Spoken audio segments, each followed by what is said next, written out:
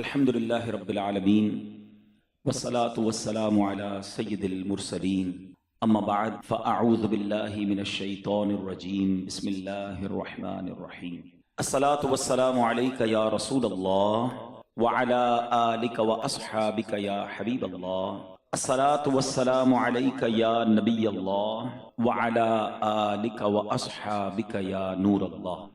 درود پاک پڑھنے کے بے شمار فضائل و برکات ہیں، بہت سارے فضائل، بہت ساری حدیثیں درود پاک کی برکتوں میں ملتی ہیں۔ ایک بڑا ہی خوبصورت واقعہ، ایک بزرگ ہوئے ہیں حضرت شیخ ابو حفص کاغذی رحمۃ اللہ تعالی علیہ۔ آپ کا جب انتقال ہوا تو چند دنوں کے بعد اپنے کسی دوست کے خواب میں تشریف لائے۔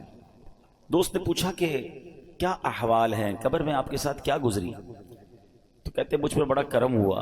واقعہ یہ ہوا کہ جب مجھے قبر میں دفن کیا گیا، منکر نکیر، یہ وہ فرشتے ہیں جو سوال کرنے آتے ہیں، بولے وہ فرشتے جب آئے سوال کرنے تو مجھے اٹھا کر بٹھا دیا، سوال پوچھنے لگے۔ اتنے میں اللہ پاک کا فرمان آیا، اے فرشتوں ٹھہر جاؤ، اس بندے کے پہلے گناہ کاؤنٹ کرو، گناہ شمار کرو۔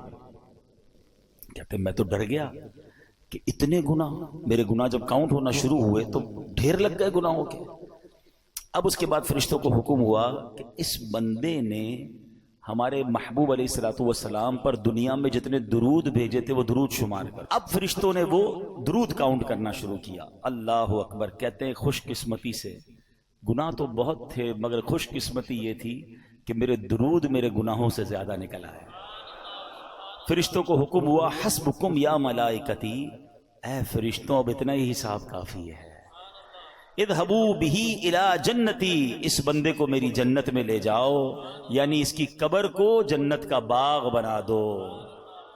سبحان اللہ سبحان اللہ۔ اے میرے پیارے اسلامی بھائیو، گناہ بے حد ہیں، بہت زیادہ ہے، مگر درود کی کثرت تو کر لینا، توبہ کرتے رہیں، درود پڑھتے رہیں۔ اور درود واقعی ایسا وظیفہ ہے جو ایکچولی گناہوں کو مٹانے والا وظیفہ ہے۔ ایک حدیث پاک ہے، حدیث سنیے تاکہ آپ کو یہ ریئلائز ہو جائے کہ ہم جیسے گناہگار بندوں پر مہربانی کتنی بڑی کی گئی ہے۔ یہ درود ہمیں عطا کر کر نا ہم پر احسان کتنا بڑا کیا گیا ہے۔ قال رسول اللہ صلی اللہ علیہ وسلم، حدیث پاک سنیے گا، اور نسائی شریف کی حدیث ہے، من صلی علیہ صلاۃ واحدۃ صلی اللہ علیہ عشرہ، جس نے مجھ پر ایک بار درود پاک پڑھا اللہ پاک اس پر 10 رحمتیں نازل فرماتا ہے۔ وحطت عنہ 10 خطیئات، اور فرمایا اور 10 گناہ مٹاتا ہے۔ درود پڑھ رہے ہیں، ہر درود پر 10 گناہ بھی کم ہو رہے ہیں۔ پھر فرمایا وَرُفِعَتْ لَهُ 10 درجات، آقا فرماتے ہیں اور 10 درجات بلند فرماتا۔ ایک گریڈ دنیا میں بڑھانے کے لیے نا بندہ کدھر کدھر فائل لے کے گھوم رہا ہوتا ہے، سر 17 گریڈ سے 18 کرا دیں، 18 سے 19 کرا دیں، کسی طرح 20 گریڈ لگ جائیں، 21 22 کے بعد تو سنا گریڈ بھی ختم ہو جاتے ہیں۔ اسی گریڈ کے چکر میں لوگوں کی دنیا گزر گئی۔ ہر درود پر میرے آقا فرما رہے ہیں 10 درجے بلند ہو رہے ہیں۔ کیوں نہیں پڑھتے درود پاک؟ روز درجے بلند کریں، 10 گناہ معاف ہو رہے ہیں۔ تو سبحان اللہ، وہ ہے نا اعمال نہ دیکھے یہ دیکھا، محبوب کے کوچے کا ہے گدا۔ فرشتوں نے کیا کیا؟ اعمال نہ دیکھے یہ دیکھا، محبوب کے کوچے کا ہے گدا، مولا نے مجھے یوں بخش دیا۔ سبحان اللہ سبحان اللہ۔ تو انشاءاللہ غلامی مصطفیٰ کا اگر دامن ہاتھ میں تھاما ہوگا نا، سرکار علیہ الصلوۃ والسلام کی غلامی ہوگی، درود پاک کی کثرت ہوگی، تو انشاءاللہ خیر ہو جانی ہے۔ اور اللہ کی رحمت ویسے ہی بہت بڑی ہے۔ وہ غالباً مولانا حسن رضا خان صاحب کا شعر ہے نا، تیری رحمتوں سے کم ہے میرے جرم اس سے زائد، نہ مجھے حساب آئے نہ مجھے شمار آئے۔ کیا خوبصورت کاؤنٹنگ پیش کی ہے۔ مولا مجھے اور کوئی حساب نہیں آتا، مجھے یہ نہیں پتا میرے جرم کتنے ہیں، مجھے ایک حساب آتا ہے کہ تیری رحمتوں سے کم ہے۔ مجھے یہ پتا ہے بہت زیادہ ہے، میں مانتا ہوں بڑی خطائیں ہیں، بڑے جرم ہیں، مگر ایک حساب ضرور آتا ہے مجھے کہ جتنے بھی گناہ ہیں تیری رحمتوں سے کم ہیں، میرے جرم اس سے زائد نہ مجھے حساب آئے نہ مجھے شمار آئے۔ مولا اور کوئی کاؤنٹنگ نہیں آتی مجھے، ایک کاؤنٹنگ پتا ہے کہ جتنا تو بڑا رحیم ہے نا، تیری رحمت جتنی بڑی ہے اس کے مقابلے میں میرے گناہ کچھ نہیں۔ اسی کریم سے بھروسہ ہے، اسی رحمان سے بھروسہ ہے. بس درود پاک کی کثرت کیجئے، اللہ سے سچی محبت کیجئے، توبہ کیجئے. وہ بڑا کریم ہے، وہ رحمان ہے. جو وہ کروڑوں کو بخش رہا ہے تو مجھ جیسے گناہگار کو بخشنا اس کی رحمت کے لیے کیا مشکل ہے. اللہ ہم سب کی بخشش فرمائے. نیت کر لیں کہ بس انشاءاللہ آج کے بعد درود پاک کی کثرت کریں گے انشاءاللہ. آئیے مل کر محبت کے ساتھ باآواز بلند درود پاک پڑھ لیں. صلو علی الحبیب صلی اللہ تعالی علی محمد صلی اللہ علیہ وسلم. حضرت وہب بن منبہ رحمۃ اللہ تعالی علیہ بہت بڑے بزرگ ہیں، یہ تابعی بزرگ ہیں. آج یہ بھی سمجھ لے تابعی کس کو کہتے ہیں، صحابی کس کو کہتے ہیں. پہلے یہ ڈیفینیشن سمجھ لے. جس شخصیت نے سرکار دو عالم علیہ الصلوۃ والسلام کا ایمان کی حالت میں دیدار کیا یا صحبت اٹھائی. دیدار کرنا شرط نہیں ہے کیونکہ کچھ صحابہ نابینا بھی تھے. صحبت اٹھائی ایمان کی حالت میں اور ان کا انتقال بھی ایمان پر ہوا تو وہ صحابی ہیں. اور سبحان اللہ ہر صحابی جنتی ہے، ہر صحابی نبی ایسے. بڑی کمال کی بات ہے، دنیا کا کوئی کتب، کوئی ابدال، کوئی غوث کسی صحابی کے مرتبے پر نہیں پہنچ سکتا ہے. لیکن غوث کتب ابدال کی کتنی عبادتیں ہیں. امام اعظم کے بارے میں آتا ہے 45 سال تک عشاء کے وضو سے فجر پڑی. غوث پاک کے بارے میں آتا ہے آلموسٹ مور دین 30 ایئرز عشاء کے وضو سے فجر پڑی، پوری رات کئی سالوں تک قرآن پڑھا. مگر کوئی بھی جس کو کہتے ہیں نا کہ غوث کتب ابدال کسی ایک صحابی کے مرتبے پر نہیں پہنچ سکتا. اور کئی صحابہ ایسے ہیں جنہوں نے کوئی نماز ہی نہیں پڑھی، کوئی روزہ نہیں رکھا. ہے نا عجیب بات. کیسے ہوتا تھا ایسا؟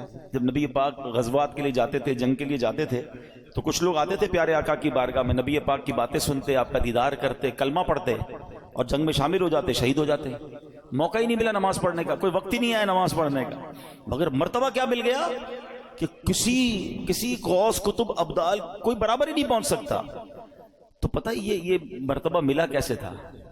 یہ مرتبہ ملا ہے جلوائے جانا دیکھنے کی برکت سے. اچھا یہ بڑی عشق والی اور بڑی گہری بات ہے، کہیں پڑھی نہیں ہے ٹھیک ہے، لیکن ہے بڑی گہری بات. کہتے ہیں کسی کی منہ دکھائی ہوتی ہے، کسی کو دیکھ کر بندہ کہتا ہے آج اس کا دیدار کیا تو اس کو کوئی تحفہ دینا ہے. حبیب پاک کے چہرہ انور کی جس نے زیارت کر لی، صرف زیارت ایمان کی حالت میں کر لی اور اس کا خاتمہ ایمان پر ہو گیا، رب کریم نے اس کو انعام کیا عطا فرمایا کہ اس کو صحابی بنا دیا. اب دنیا کا کوئی غوث، کوئی کتب، کوئی ابدال اس کے مرتبے پر نہیں پہنچ سکتا. یہ محبوب کریم کے جلوے کی رعنائیاں اور ان کے دیدار کی برکتیں ہیں. اور پھر تابعی کس کو کہتے ہیں؟ یہ سیکنڈ لیئر ہے. فرسٹ لیئر صحابی ہے، سیکنڈ لیئر ہے تابعی. یہ وہ لوگ ہیں کہ جنہوں نے کسی صحابی کا ایمان کی حالت میں دیدار کیا اور ان کا خاتمہ بھی ایمان پر ہوا. یہ ہے تابعی. تابعی بھی جنتی ہیں. اور پھر فرمایا کہ جس نے کسی تبع تابعی کہلاتے ہیں، جس نے ایمان کی حالت میں کسی تابعی کا دیدار کیا اور اس کا انتقال بھی ایمان پر ہوا، اس کو تبع تابعی کہتے ہیں. یہ 3 ادوار ہیں. کبھی آپ کتاب میں پڑھیں گے نا، پرانی کتاب میں قرون ثلاثہ پڑھیں گے آپ. 3 ٹاپ لیول کے دور، 3 ادوار، the top era of the world. یہ 3 وہ دور ہیں جو سب سے مبارک دور کہلائے. نمبر 1 صحابہ، پھر تابعی اور پھر تبع تابعی. اب یہ جو حضرت وہب بن منبہ ہیں یہ تابعی ہیں. چلے ایک اور آپ کی معلومات میں اضافہ کر دوں. 4 فقہ کے امام ہیں، امام اعظم ابو حنیفہ، امام شافعی، امام احمد بن حنبل اور امام مالک. چاروں کمال ہیں، چاروں ہمارے سر کے تاج ہیں ٹھیک ہے. لیکن ان چاروں میں افضل کون ہیں؟ امام اعظم ابو حنیفہ ہیں، کیونکہ آپ تابعی ہیں. امام اعظم نے کئی صحابہ کی صحبت اٹھائی، ان سے ملاقات کی، ان کا دیدار کیا. بہرحال اب میں آتا ہوں اس واقعے کی طرف. ون آف دا امیزنگ واقعہ ہے. حضرت وہب بن منبہ کہتے ہیں کہ حضرت ابراہیم خلیل اللہ علی نبینا علیہ الصلوۃ والسلام ٹھیک ہے، یہ اللہ کے خلیل، اللہ کے دوست. اور اللہ اکبر، موضوع میرا آج نہیں ہے لیکن باتیں ذہن میں آتی جا رہی ہیں. میرے بچے بھی ہیں، ینگسٹر بھی ہیں. حضرت ابراہیم علیہ الصلوۃ والسلام کو ضرور پڑھیں. He is one of the amazing personality of the history of universe. کمال شخصیت ہیں. حضرت ابراہیم کی بہت ساری شانیں ہیں، مگر جو کمال کی بات میں آپ کو بتاؤں کہ چار جو آسمانی مذاہب ہیں نا، ان چاروں مذہبوں میں حضرت ابراہیم کا ادب ہے، آپ کا احترام ہے، وہ تمام آپ کو مانتے ہیں. نمبر 1 نمبر 2 آپ ابو الانبیاء ہیں. حضرت ابراہیم کے بعد جتنے نبی آئے وہ سب آپ کی اولاد میں سے، اس لیے آپ کو ابو الانبیاء بھی کہا جاتا ہے. بہرحال اب حضرت ابراہیم علیہ السلام کو حکم ملا کہ رخت سفر باندھیں، دنیا کا سفر کریں اور ہمارے عجائبات دیکھیں، اللہ کی قدرت کے نظارے دیکھیں. تو آپ نے رخت سفر باندھا اور روانہ ہو گئے. تو چلتے چلتے جب آپ ساحل سمندر کے قریب پہنچے تو وہاں آپ کو ایک غلام دکھائی دیا جو بکریاں لیے جا رہا تھا. حضرت ابراہیم علیہ السلام نے اس سے پوچھا کہ اے غلام، کیا تمہارے پاس پانی یا دودھ ہے؟ تو عرض کیا جی ہے، جو آپ کہیں آپ کو پیش کر دوں گا. آپ کو کیا چاہیے آپ بتائیے، پانی چاہیے یا دودھ چاہیے؟ تو حضرت ابراہیم نے کہا کہ پانی پلا دو. اس نے اپنا ڈنڈا اٹھایا اور قریبی چٹان کے پاس گیا، وہاں رک کر کچھ بولا. چٹان پر اس نے اپنا عصا مارا تو چٹان سے پانی کا چشمہ جاری ہو گیا. حضرت ابراہیم کو اس نے پانی بھر کے پانی پلا دیا. اچھا، حضرت ابراہیم نے بھی اپنا تعارف نہیں کرایا تھا کہ آپ کون ہیں. آپ نے پانی پیا اور حیرت سے غلام کو دیکھنے لگے. تو اس نے غلام نے دیکھا کہ بڑے حیران ہو رہے تھے. آپ کو حیرانی کیوں ہو رہی ہے؟ تو کہا حیران ہی نہیں ہوگی، تم نے جا کے لکڑی ماری، ڈنڈے ماری اور پتھر سے پانی نکل آیا. تو کہا میں آپ کو راز بتاؤں. تو کہا بتاؤ. کہ مجھے پتا چلا ہے کہ اللہ کے ایک نبی ہیں اور اللہ پاک نے انہیں اپنا خلیل بنایا ہے، اور میں خلیل اللہ کے وسیلے سے جو بھی مانگتا ہوں نا اللہ مجھے عطا فرما دیتا ہے. میں بھی اس چٹان پر گیا تھا، میں نے اسی خلیل اللہ کا نام لیا تو پانی کا چشمہ آ گیا.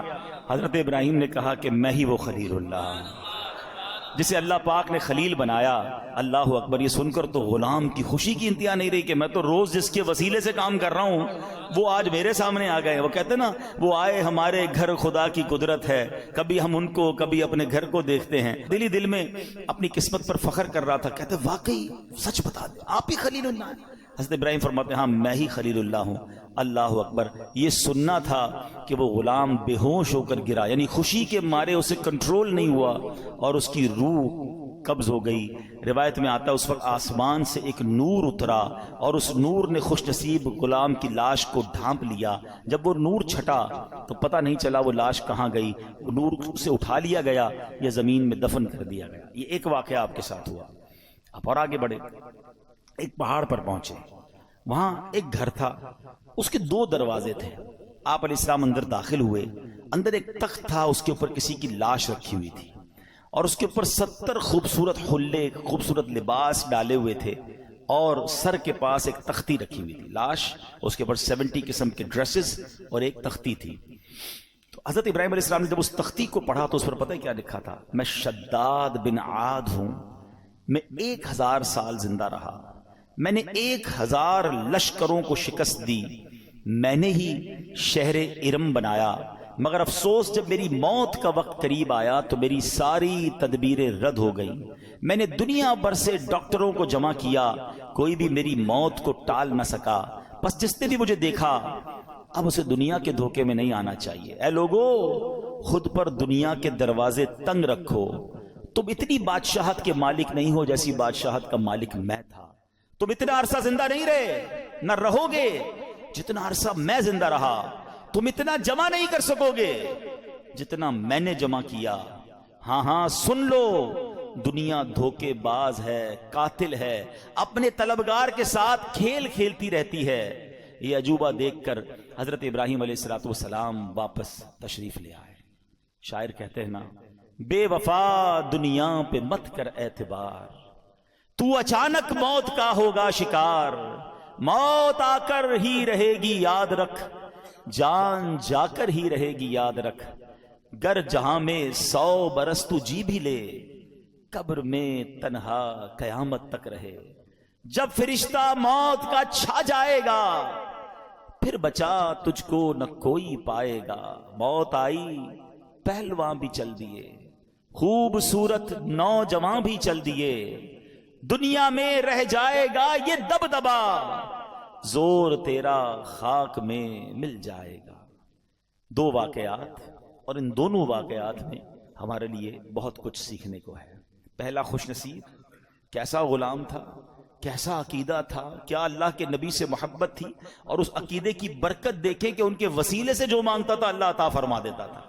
ایکچولی یہ جو دعائیں ہیں نا، ان دعاؤں میں جو مین چیز ہوتی ہے نا وہ آپ کا بلیف کا اسٹینڈرڈ کتنا ہے، لیول بلیف کیا ہے. اس کو محبت اتنی تھی حضرت ابراہیم سے، بھروسہ اتنا تھا اللہ پر کہ میں خلیل اللہ کا وسیلہ جب اللہ کی بارگاہ میں پیش کروں گا اللہ میری مشکلیں ٹال دے گا، میری مصیبتیں حل کر دے گا. اور ایسا ہی ہوتا تھا. اس سے پتہ چلا کہ حضرت ابراہیم علیہ السلام کی شان بھی کیا ہے. اور اس واقعے سے یہ بھی پتہ چلا کہ اللہ والوں کا وسیلہ بارگاہ الہی میں دینے سے بعض اوقات کام ہو جاتے ہیں، اور اس میں کوئی حرج نہیں ہے. یہ تابعی بزرگ واقعہ بیان کر رہے ہیں، اس سے یہ سیکھنے کو مل رہا ہے کہ اللہ والوں کا وسیلہ پیش کر کے اللہ کی بارگاہ میں دعا مانگیں تو دعائیں قبول ہوتی ہیں. بہرحال دوسرا واقعہ جو تھا وہ بڑا ہی عبرت انگیز ہے، ہمارے لائف سٹائل کے حوالے سے وہ بڑا ریلیونٹ ہے. شداد کون تھا؟ بڑے روب و دبدبے والا بادشاہ تھا. یہ غیر مسلم تھا، اور اس کے بارے میں اس نے کیا کیا تھا کہ اس نے جنت کا ذکر سن رکھا تھا غیر مسلم، مگر اسے سن رکھا تھا کہ مرنے کے بعد مسلمانوں کے پاس ایک کانسیپٹ ہے کہ جنت میں ان کو ڈالا جائے گا. تو اس نے کہا میں مرنے کا انتظار کیوں کروں اور مسلمان کیوں ہوں، میں خود ہی جنت بنا لیتا ہوں. شداد کی جنت دنیا میں مشہور تھی. اس نے کیا کیا، ایک عظیم شہر بنایا. ہم کیا امیجن کرتے ہیں حدیثوں میں نا کہ سونے کی اینٹیں ہوں گی، اس نے لٹرلی سونے کی اینٹوں سے محل بنائے، زبرجد اور یاقوت کے ستون کھڑے کیے، سنگریزوں کی جگہ خوبصورت موتی بچھا دیے، ہر محل کے گرد جواہرات بچھا کر اوپر نہریں جاری کی، طرح طرح کے درخت اگائے. غرض ایسا عظیم شہر بنایا، نہ دنیا میں اس سے پہلے کوئی ایسی سٹی کریٹ ہوئی نہ اس کے بعد کبھی ہوئی. اور جب شہر مکمل ہو گیا نا، یعنی یہ شداد کا واقعہ کوئی افسانہ نہیں ہے، قرآن میں اس کا ذکر موجود ہے. اللہ قرآن میں فرماتا ہے فَصَبَّ عَلَيْهِمْ رَبُّكَ صَوْتَ عَذَابٍ إِنَّ رَبَّكَ لَبِالْمِرْصَادِ. تو ان پر تمہارے رب نے عذاب کا کوڑا برسایا، بے شک تمہارا رب یقیناً دیکھ رہا ہے. اللہ اکبر، اتنی دولت، اتنا مال، مگر ہوا کیا کہ شداد اس شہر میں قدم بھی نہیں رکھ سکا. جب وہ کریٹ ہو گیا، جب اس کی اوپننگ سیریمنی کا وقت آیا، شداد کو بلایا گیا کہ جناب اب آپ نے اس شہر میں داخل ہونا ہے جو آپ نے جنت دنیا میں بنائی ہے، مگر اس سے پہلے اسے موت نے آ لیا. جہاں میں ہے عبرت کے ہر سو نمونے، مگر تجھ کو اندھا کیا رنگ و بو نے. کبھی غور سے بھی یہ دیکھا ہے تو نے، جو آباد تھے وہ محل اب ہیں سونے، جگہ جی لگانے کی دنیا نہیں ہے، یہ عبرت کی جا ہے تماشا نہیں ہے. ایسے کئی واقعات آپ نے بھی دیکھے ہوں گے، اپنی لائف میں دیکھے ہوں گے. بڑی تیاری کرتا ہے انسان، بڑی پلاننگ کرتا ہے، ابھی یہاں پہنچنا ہے، ابھی یہ گھر کمپلیٹ کروں گا، ابھی یہ بلڈنگ بنا لوں گا، ابھی بزنس سیٹل کروں گا، ابھی فلاں ملک پہنچ جاؤں گا، اور اچانک اس کی زندگی کا وقت پورا ہو جاتا ہے. آپ کو پتہ ہے شب برات جو رات ہے، وہ رات کون سی رات ہے کہ اس رات فیصلے ہونے ہیں، اس رات یہ لکھا جانا ہے. جی ہاں، روایتوں میں مضمون ملتا ہے کہ یہ وہ رات ہے کہ جس رات یہ ڈیسیشن لیا جائے گا کہ اگلے سال کس نے مرنا ہے. یہ وہ رات ہے جس رات فیہا یفرق کل امر حکیم، قرآن کہتا ہے اس رات میں ہر حکمت والا کام بانٹ دیا جاتا ہے. نصف شعبان کی جب رات آتی ہے نا، حضرت عطا بن یسار فرماتے ہیں کہ 15th نائٹ آف شعبان جب رات آتی ہے تو حضرت ملک الموت کو ایک چھوٹی کتاب، ایک صحیفہ دیا جاتا ہے، حکم دیا جاتا ہے اس میں جن کے نام لکھے ہیں ان کی روح اس سال قبض کر لینا. یہ ڈیوٹی دے دی جائے گی کہ اس اگلے سال میں کس نے دنیا سے جانا ہے. وہ آپ فرماتے ہیں آدمی شادی بیاہ میں مصروف ہوتا ہے، گھر کی تعمیر و ترقی میں لگا ہوتا ہے، جبکہ اس کا نام مردوں کی فہرست میں لکھا جا چکا ہوتا ہے. بے وفا دنیا پہ مت کر اعتبار، تو اچانک موت کا ہوگا شکار. موت آ کر ہی رہے گی یاد رکھ، جان جا کر ہی رہے گی یاد رکھ. ذرا تھوڑا سا امیجن کرو نا، 2023 شب برات میں ہمارے ساتھ کچھ لوگ تھے جو آج نہیں ہیں. اٹ مینز ان کا نام اس رات ڈیسائیڈ ہو چکا تھا اور وہ ڈیلیور کر دیا گیا تھا. ہمیں نہیں، ان کو بھی نہیں پتا تھا، ہمیں بھی نہیں لگتا تھا یار یہ تو آس پاس ہی رہتے ہیں یار، یہ کدھر جائے گا. مگر he is not with us right now. کہاں ہے؟ اپنی قبر میں. اگلی شب برات پھر آنی ہے. ہو سکتا ہے پھر مسجد میں اجتماع ہوگا، ہو سکتا ہے میں نہ ہوں، ہو سکتا ہے آپ نہ ہوں. کس بات کا غرور ہے یار، کس بات کی پلاننگ ہے؟ اتنے جنازے اٹھنے کے بعد بھی ہمارے اوپر غفلت ہے. میں ریسنٹلی ایک واقعہ ہوا ہے، بہت ہی میرے کلوز فرینڈ ہے، میں نام نہیں لوں گا، ان کے رشتہ دار یہاں موجود ہیں، مگر اس لیے وہ واقعہ بیان کر رہا ہوں کہ بہت کچھ سیکھنے کو ہے ہمارے لیے اس میں. ابھی پچھلے دنوں کی بات ہے، دنیا بھر سے لوگ جرمنی میں جمع ہوتے ہیں، ایک بزنس جو ہے وہ ایگزیبیشن لگتا ہے، ایم ٹیکس ہیں، بڑے بڑے بزنس مین جاتے ہیں وہاں پر۔ اس بار اتفاقاً مجھے بھی جانے کا موقع ملا۔ ہماری نیت بزنس کی نہیں تھی، ہم الحمدللہ یہ نیت لے کر گئے تھے کہ جب دنیا بھر کے بزنس کمیونٹی کے لوگ جمع ہو رہے ہیں تو کیوں نہ ہم، ویسے ہی جرمنی میں دعوت اسلامی کا بڑا کام ہے، تو ہم نے سوچا کہ ہم اپنا دعوت اسلامی کا کام بھی دیکھ لیں گے اور اس ایگزیبیشن میں جا کر بھی اسلام کی دعوت، نیکی کی دعوت اور لوگوں کو اللہ رسول کی بات پہنچائیں گے۔ میرے بہت اچھے وہ دوست بھی تھے، بہت، اگر وہ آج حیات ہوتے تو آج ہمارے اجتماع میں ہوتے، وہ اس مسجد میں بھی اجتماع میں آتے تھے۔ اتنا ہماری، یعنی سمجھ لیں ہماری اس فیملی کا حصہ تھے وہ، ٹھیک ہے نا۔ کیا ہوا اب دیکھیں، مطلب کہاں موت آ سکتی ہے، کیسے موت آ سکتی ہے، اب ذرا سمجھیے گا۔ اچھا میں اور آپ آج تک جب بھی جہاز میں بیٹھے ہیں ہمیں ایک ہی ٹینشن ہوتی ہے، جہاز گر نہ جائے، ایسا ہی ہے نا، سیٹ بیلٹ باندھ لیں، جہاز جب ببل کرتا ہے تو ہمیں گھبراہٹ ہوتی ہے کہ یار جہاز کریش ہو گیا تو مر جائیں گے۔ وہ جہاز میں بیٹھے، وہ جہاز کریش نہیں ہوا، 200-300 مسافر تھے، سب جرمنی پہنچے، مگر جہاز میں کم و بیش 35,000 فٹ کی بلندی پر ان کی روح قبض ہو گئی۔ وہ جہاز میں تھے، میں جرمنی ایئرپورٹ پہ لینڈ ہوا، مجھے میسج آیا، مجھے یقین نہیں آیا، میں نے کہا یار، اچھا میسج بھی بڑا عجیب تھا کہ فلاں بھائی کا جہاز میں انتقال ہو گیا اور ابھی کچھ گھنٹوں بعد جرمنی فلائٹ اترے گی۔ میں نے کہا یار جہاز میں انتقال ہوا ہے تو خبر کیسے باہر آ گئی؟ اب تو خیر جہاز میں انٹرنیٹ آ گیا ہے۔ اب میں نے ان کے رشتہ داروں کو تلاش کرنا شروع کیا، ان کے کچھ رشتہ دار بھی جرمنی میں تھے، میں نے ان کو فون کیا، میں بھی ایئرپورٹ پہ ہی ہوں، جرمنی فرینکفرٹ ایئرپورٹ پہ ہی تھا، جہاز سے اترا، مجھے میسج آیا، مجھے یقین نہیں آیا کیونکہ مجھے یہ پتا تھا کہ یہ سارے آ رہے ہیں جرمنی۔ ان کے رشتہ دار کو کال کیا، وہ کہتے ہیں ہمارے پاس بھی خبر آئی ہے اور جہاز سے ہی آئی ہے، لیکن ہم خود بھی شش و پنج میں ہیں کہ واقعی ایسا ہو گیا۔ تو میں نے کہا جہاز سے کیسے آ گئی؟ کہ ان کے کچھ دوست ساتھ تھے، انٹرنیٹ انہیں ملا، انہوں نے فوراً میسج کیا، اور اچھا اب فلائٹ کب لینڈ ہوگی؟ تو کہا فلائٹ ابھی 5 گھنٹے باقی ہیں یا 4 گھنٹے باقی ہیں۔ میں بھی انتظار کرتا رہا، بار بار ہم فون پہ رابطے میں رہے، اور جیسے ہی جہاز لینڈ ہوا تو یہ خبر پکی تھی کہ دبئی سے جب جہاز اڑا کچھ گھنٹوں، 1 یا 2 گھنٹے بعد ان کی طبیعت بگڑی، جہاز میں جو بھی فرسٹ ایڈ دیا جا سکتا تھا دینے کی کوشش کی گئی، مگر ان کا وقت پورا ہو گیا۔ نماز پڑھ کر دبئی ایئرپورٹ پہ بتایا، انہوں نے وضو کیا، اسلامی اپنے دوستوں کو کہا چلو یار نماز پڑھ لیں، انہوں نے نماز پڑھی، ماشاءاللہ نیک آدمی تھے، نمازی آدمی تھے، ہماری محفل و اجتماعات میں آتے تھے، اور جہاز کے اندر ان کا انتقال ہو۔ اللہ پاک ان کی مغفرت فرمائے، ان کے درجات بلند فرمائے، جنت الفردوس میں اعلیٰ مقام عطا فرمائے۔ بہرحال الحمدللہ وہاں دعوت اسلامی کا نیٹ ورک تھا، وہاں پر ان کو ماشاءاللہ غسل بھی سنت کے مطابق دیا گیا، اللہ کی رحمت سے نگران شورا وہاں موجود تھے، انہوں نے جنازہ پڑھایا، دنیا بھر کے بزنس کمیونٹی کے لوگوں نے جنازے میں شرکت، دعوت اسلامی کا مرکز فرینکفرٹ فیضان مدینہ میں، یہ سب ہوا۔ مطلب یوں دیکھا جائے تو آخری جو فیونرل تھا یا آخری جو ان کے جو رسمیں تھی وہ تو بہترین ہو گئی، لیکن ہم سب کو وہ ایک پیغام دے کر گئے، جگہ جی لگانے کی دنیا نہیں ہے، یہ عبرت کی جا ہے تماشا نہیں۔ اب بھی اگر مجھے اور آپ کو احساس نہیں ہوگا کہ میں کبھی بھی مر سکتا ہوں، یعنی پلان اتنے سارے کرنے والا کیوں نہیں سوچتا آگاہ اپنی موت سے کوئی بشر نہیں، سامان 100 برس کا ہے، پل کی خبر۔ آپ میں سے بہت سارے لوگ قبرستان گئے ہوں گے، جانا چاہیے، شب برات سنت ہے قبرستان، رشتہ داروں کی قبریں ہوتی ہیں، مرحومین کی قبریں ہیں، جانا چاہیے، فاتحہ پڑھنی چاہیے، لیکن 2 باتیں قبرستان کے حوالے سے بھی عرض کر دوں۔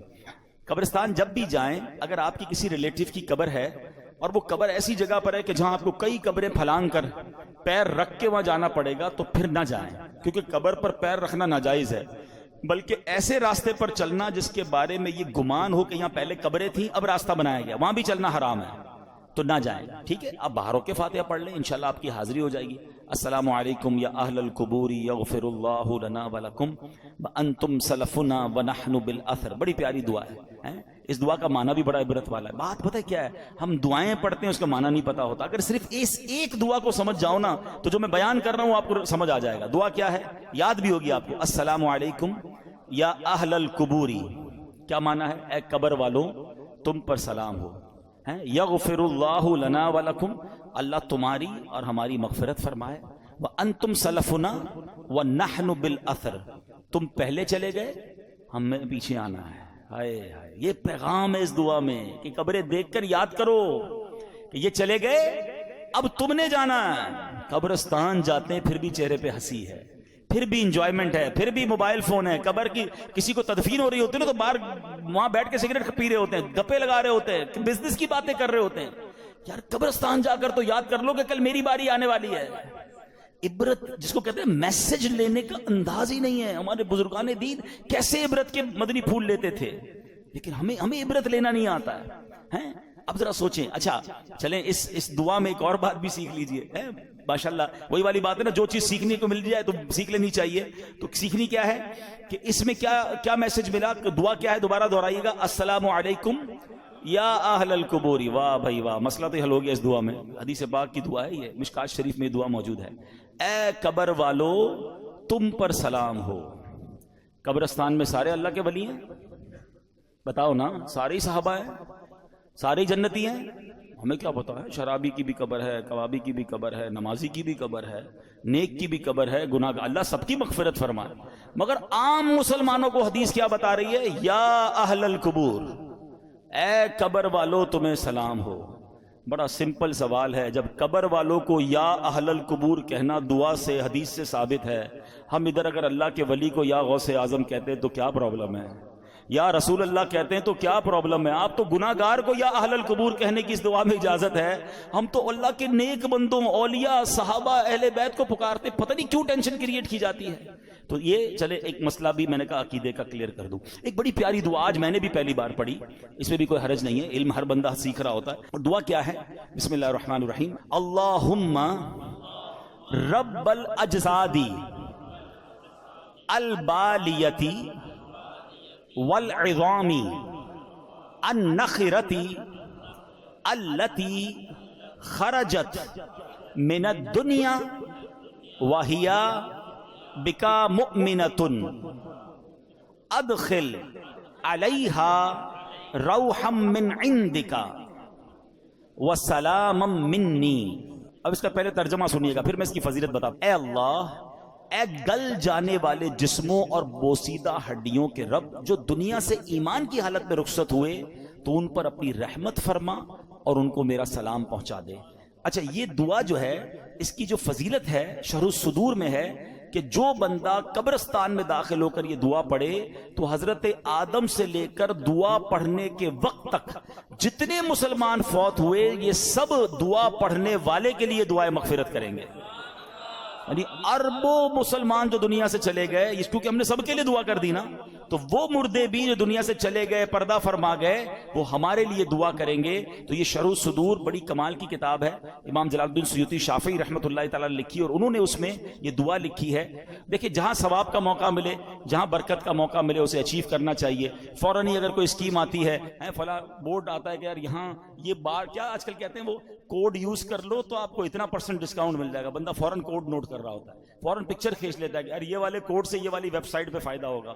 میں بھی چھوٹا سا کوڈ ہی بتا رہا ہوں بھائی، اور علماء کرام اور بزرگان دین کی اس کتابوں سے بتا رہا ہوں کہ اس کو پڑھ لو قبرستان میں جا کر. اور دعا ہی ہے نا، اس میں حرج تو کوئی نہیں ہے، تو سب جانے والوں کے لیے دعا ہے. تو بہرحال اللہ کرے کہ ہم اس طرح نیکیاں کمانے کا بھی ہمارے اندر شوق پیدا ہو جاتا. تو بہرحال آج ہماری جو گفتگو چل رہی تھی کہ ہمیں اپنی قبر کی تیاری کرنی ہے، اپنی موت کی تیاری کرنی ہے. شب برات جو ہے نا وہ ہمیں بہت کچھ درس دیتی ہے، اور پھر سب سے زیادہ ہمیں اس بات پر غور کرنا ہے کہ ہمیں اللہ کے خوف کو دل میں پیدا کرنا ہے. حضرت ابو بکر صدیق رضی اللہ، میں آپ کو ان کا واقعہ سناتا ہوں. آپ سے بڑا کون سا صحابی ہے؟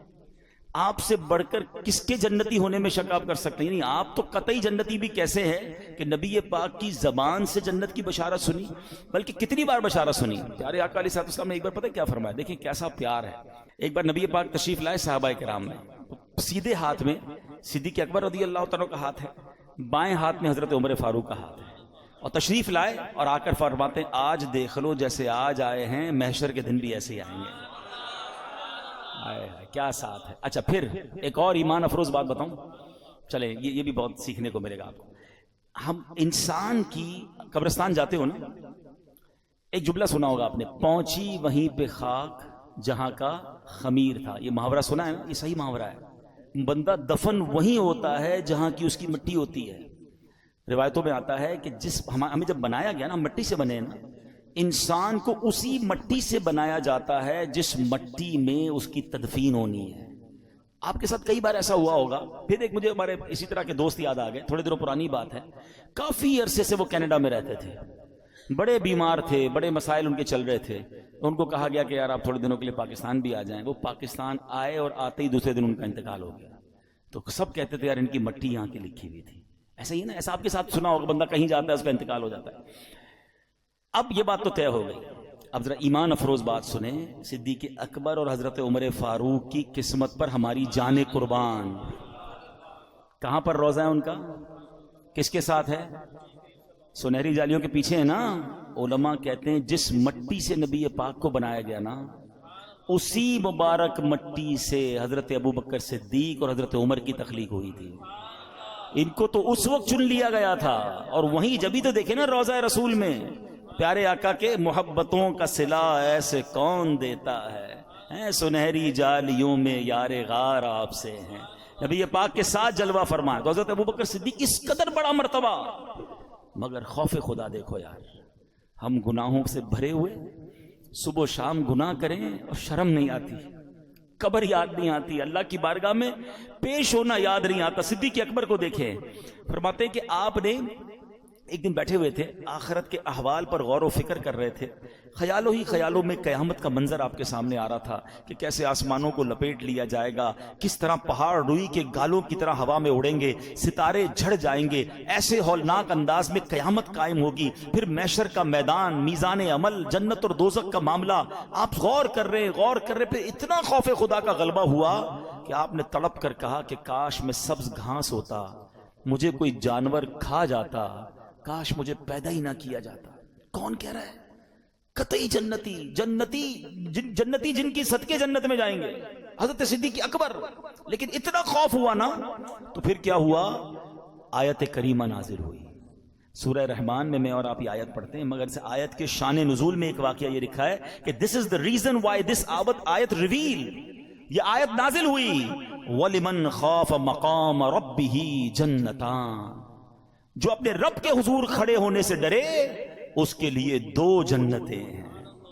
یہ جو خوف ہے نا، یہ جو فیئر ہے، یہ جو ڈر ہے، یہ بڑے کام کروا دیتا ہے. سچی توبہ کدھر پہنچا دیتی ہے.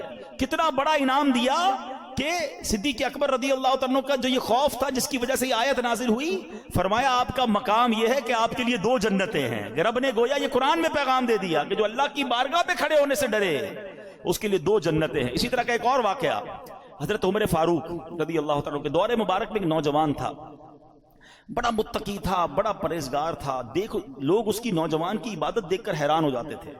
وہ نوجوان جب عشاء پڑھ کے گھر کی طرف جاتا تھا نا، تو راستے میں اسے ایک خوبصورت عورت اپنی طرف بلاتی تھی. وہ بڑی نیک طبیعت کا مالک تھا، اس کی طرف توجہ نہیں کرتا تھا اور نکل جاتا تھا.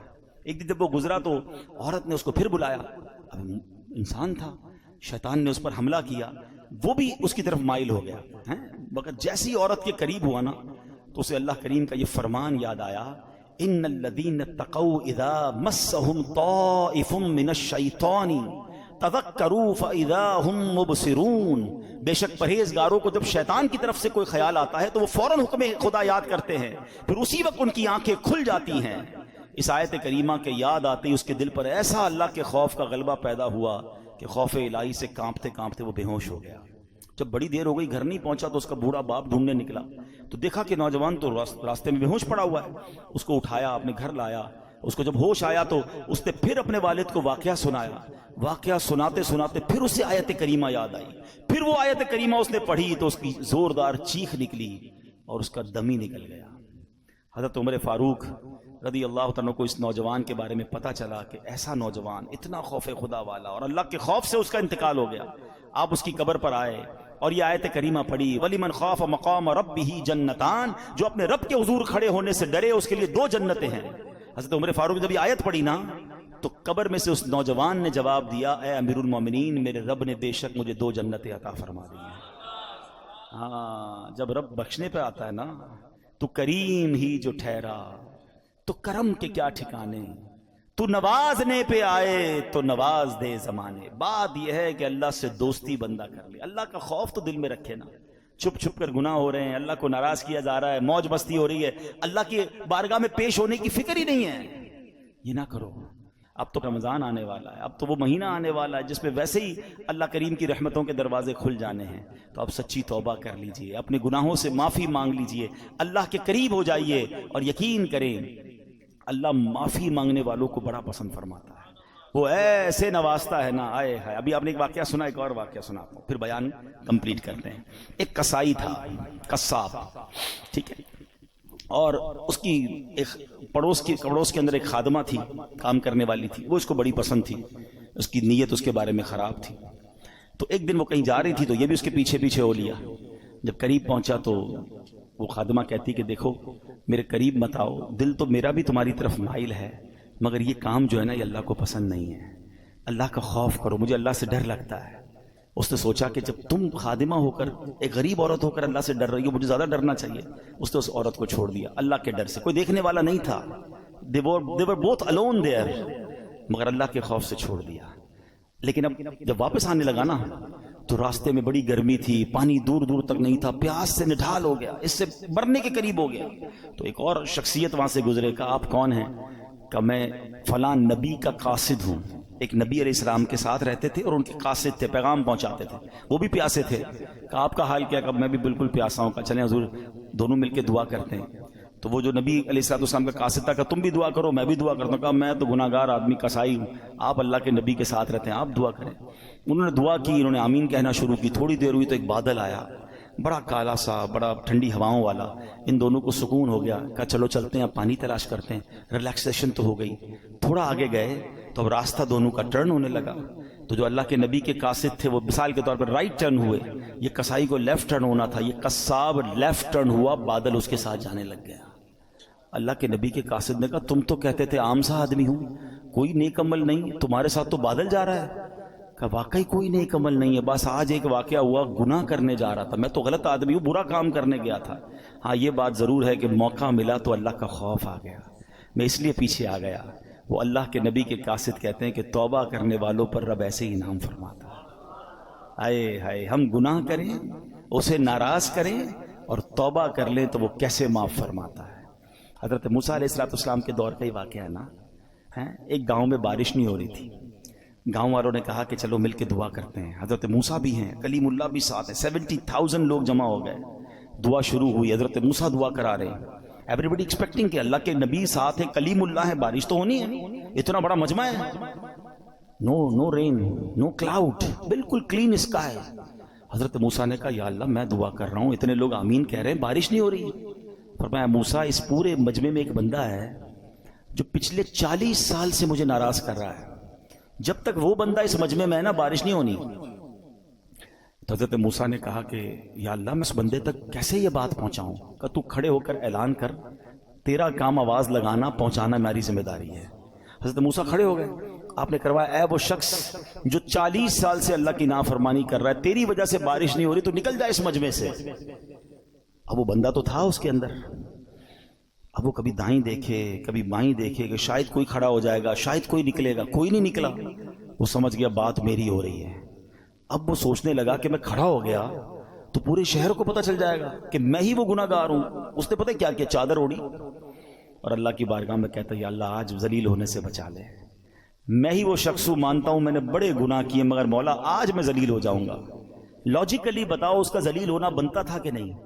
کہ جس بندے کی گناہ کی وجہ سے بارش نہیں ہو رہی اس کو تو کھڑا کر کے سب کو بتانا بنتا تھا نا. ہمارے ساتھ کوئی غلط کرے ہم کہتے ہیں یہ وہ آدمی ہے، اس نے میرے ساتھ کیا، اچھا تھوڑا سا مسئلہ کرے ہم زیادہ اس کو ذلیل کرتے ہیں. مگر میرے کریم کے کرم نوازی دیکھو، وہ عیب چھپاتا کیسے ہے.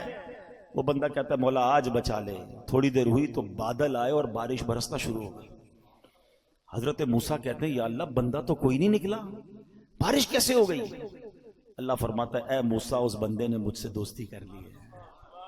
حضرت موسیٰ کہتے ہیں یا اللہ بندہ تو دکھا دے، اب تو ملا دے تیرا دوست کون ہے. آئے ہائے، پتہ ہے کیا فرمایا رب نے؟ فرمایا موسیٰ جب وہ میرا نافرمان تھا تب میں نے اسے ظاہر نہیں کیا، اب تو میرا دوست بن گیا، میں تجھے کیسے ظاہر کر دوں. یہ ہے میرا رب. کاش مجھے اور آپ کو سمجھ آ جائے. دنیا والوں کو میرا ایک ایپ پتہ چل جائے تو واٹس ایپ گروپ میں چلتے ہیں وہ میسج، سوشل میڈیا پہ چلتے ہیں، ویب سائٹوں پر اور اخباروں میں چلتے ہیں، مزے لیتے لوگ ہمارے ایپ کے. ارے دنیا کو تو پتہ ہی کچھ نہیں ہے جو میرے رب کو پتا ہے. بچپن سے نافرمانیاں کر رہا ہوں, بچپن سے اسے ناراض کر رہا ہوں, چھپ چھپ کے گناہ کر رہا ہوں, وہ سب جانتا ہے. مگر کیسا کریم ہے, صرف چھپا نہیں رہا, وہ صرف چھپاتا تھا وہ بھی بڑی مہربانی تھی, وہ عزتیں بھی دے رہا ہے, وہ نعمتیں بھی دے رہا ہے, وہ مجھے کھلا بھی رہا ہے, وہ مجھے بڑا بھی کر رہا ہے, مجھے رزق بھی دے رہا ہے, مجھے میری فیملی کا سکھ بھی دے رہا ہے, مجھے دولت بھی دے رہا ہے, کیونکہ دے تو وہی رہا ہے نا. اس کو سب پتا ہے, وہ پھر بھی دے رہا ہے. اس کو سب پتا ہے, پھر بھی ہم اس سے دوستی نہیں کرتے, پھر بھی ہم اس کو راضی نہیں کرتے. کب تک اسے ناراض کرو گے بھائی؟ آج کر لو توبہ, آج کر لو اس سے دوستی. وہ شاعر کہتے ہیں نا, تجھے تو خبر ہے میں کتنا برا ہوں, تجھے تو خبر ہے میں کتنا برا ہوں, تو عیبوں کو میرے چھپایا الہی, تو عیبوں کو میرے چھپایا الہی. تو آج سچی توبہ کر لے, چھوڑ دے گناہ. اگر نماز قضا ہو رہی ہے اب نماز قضا نہ کریں. شب برات کروڑوں بخشے جائیں گے, مگر حدیث میں 6 قسم کے گناہگار بتائے گئے جو نہیں بخشے جائیں گے. ہاں, شراب کا عادی نہیں بخشا جائے گا, ماں باپ کا نافرمان نہیں بخشا جائے گا, زنا کرنے والا بدکاری کا عادی نہیں بخشا جائے گا, رشتہ داریاں کاٹنے والا نہیں بخشا جائے گا, چغل خور نہیں بخشا جائے گا, ایک روایت کے مطابق تکبر والا لباس پہننے والا نہیں بخشا جائے گا, تصویریں بنانے والے مجسمے بنانے والے نہیں بخشے جائیں گے.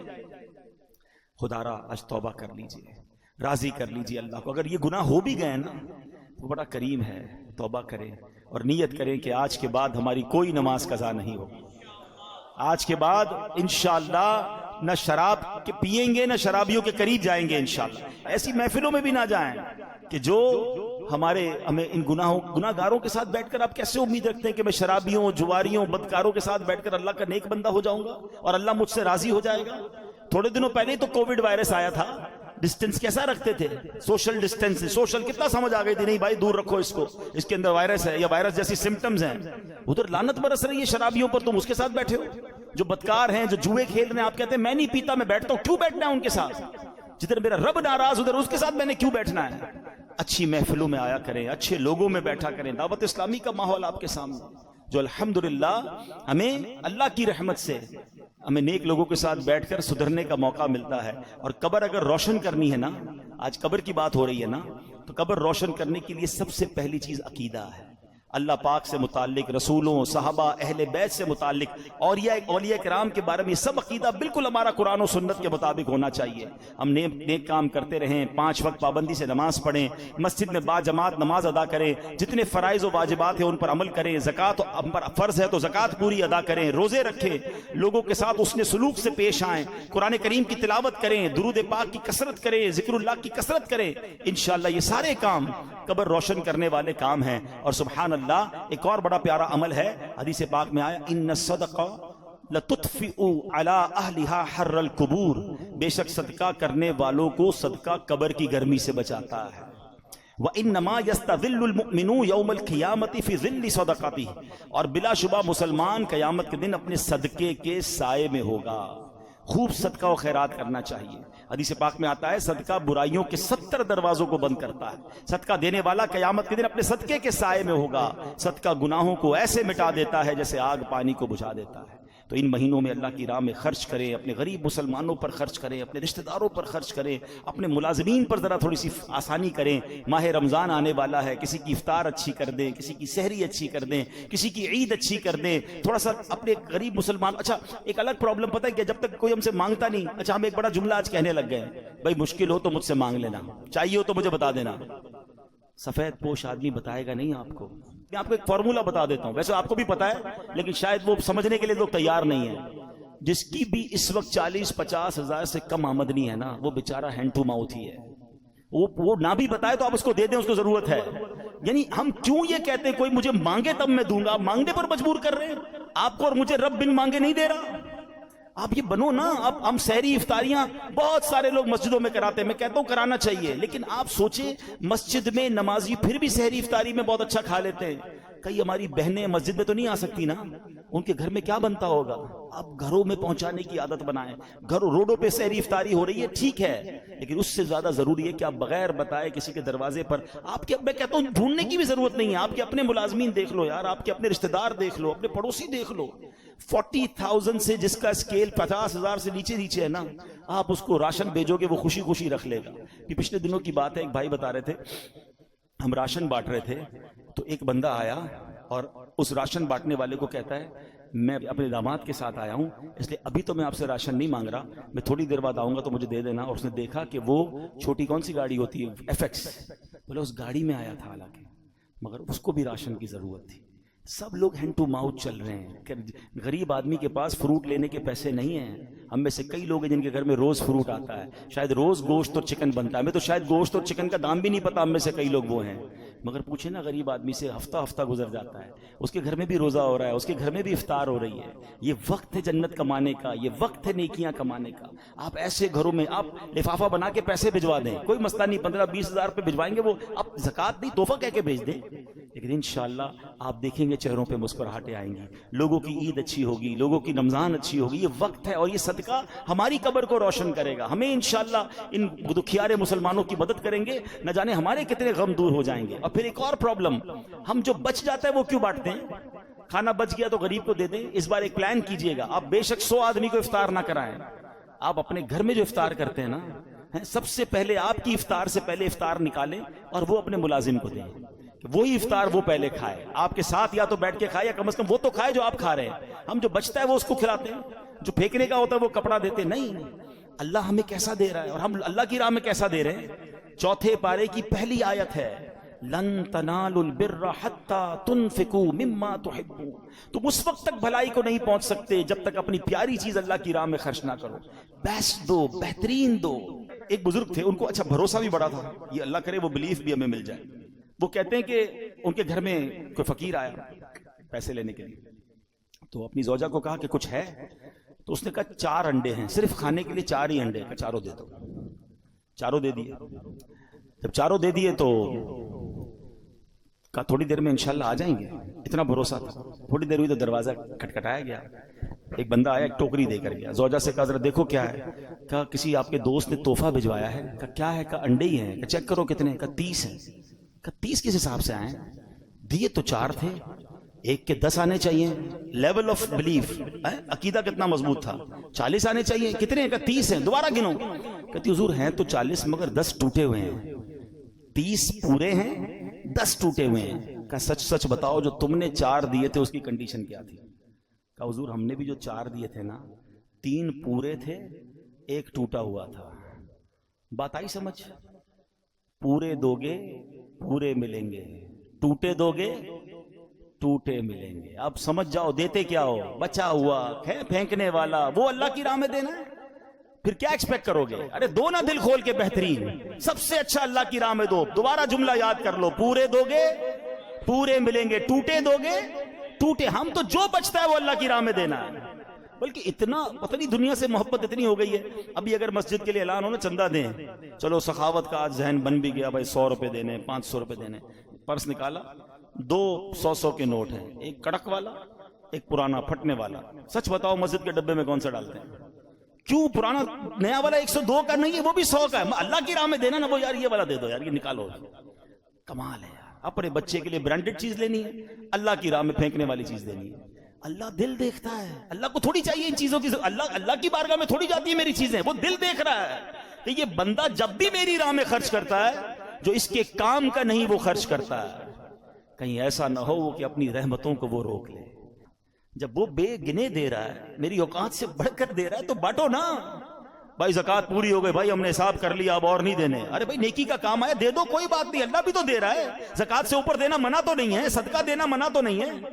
تو خرچ کیا کریں. اللہ پاک ہمیں عمل کرنے کی توفیق عطا فرمائے. رب کریم ہم سب کی مغفرت فرمائے, ہمارے گناہوں کو معاف فرمائے, ہمارے ماں باپ کو بخش دے.